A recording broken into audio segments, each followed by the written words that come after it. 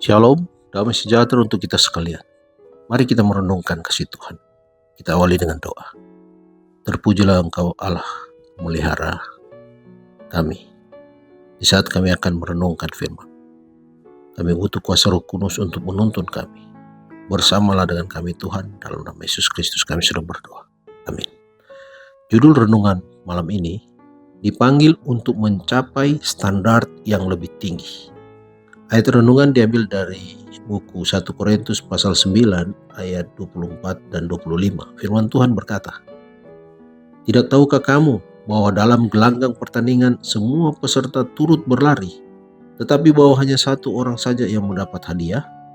Karena itu larilah begitu rupa, sehingga kamu memperolehnya.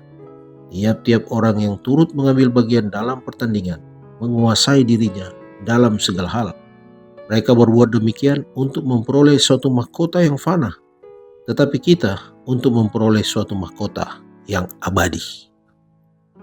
Dalam suratnya yang pertama pada orang-orang percaya di Korintus, Paulus membuat perbandingan yang nyata antara kehidupan orang Kristen dan perlombaan lari yang diadakan sewaktu-waktu dekat Korintus.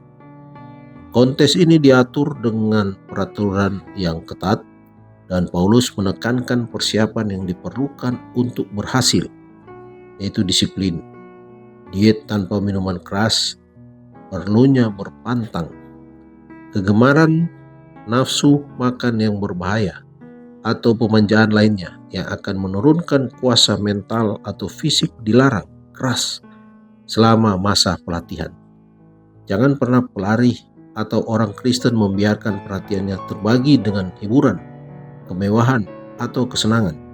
Semua kebiasaan dan hasrat harus diarahkan pada disiplin yang paling ketat. Pertimbangan diterangi oleh ajaran firman Allah dan dituntun oleh rohnya harus memegang kendali kekuasaan. Dan setelah semua ini, orang Kristen harus mengarahkan usaha yang paling keras untuk memperoleh kemenangan. Sebagaimana dengan para pelari, orang Kristen akan semakin besar tekad dan semangat saat ia semakin dekat dengan garis akhir. Hanya satu atlet yang bisa memenangkan piala dalam perlombaan di Korintus. Tetapi tiap orang Kristen yang bersungguh-sungguh dan tekun bisa memenangkan mahkota kehidupan kekal. Pokok pikiran. Kata-kata amaran Rasul kepada jemaat Korintus dipakai setiap waktu, khususnya pada zaman kita ini.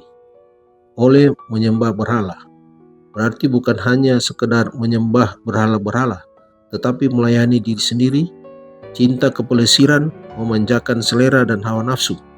Seorang yang nampaknya beriman dalam Kristus, seorang yang menyombongkan kebenaran, bukanlah membuat seseorang menjadi Kristen. Suatu agama yang hanya mencari kepuasan mata, telinga, dan selera, atau mendukung pemanjaan diri sendiri bukanlah agama Kristus. Dikutip dari buku Alfa dan Omega jilid 7 halaman 267. Pelajaran malam ini, kehidupan Kristen memerlukan tekad dan usaha. Tetapi setiap orang boleh melalui garis akhir sebagai seorang pemenang oleh karena kasih karunia Allah. Mari berdoa. Bapa Surgawi, kami berterima kasih Tuhan, karena oleh kasih karunia dari Tuhan, kami boleh diberikan jaminan untuk hidup yang kekal. Dan tuntunlah kami Tuhan agar iman kami bertumbuh. Kehidupan Kristen, bantulah kami Tuhan dalam kehidupan ini, agar kami memiliki tekad dan usaha yang benar-benar berasal dari Tuhan. Bapa di surga, jadikanlah kami anak-anak kesayangan-Mu, dan biarlah hidup kami tetap dalam lindungan Tuhan.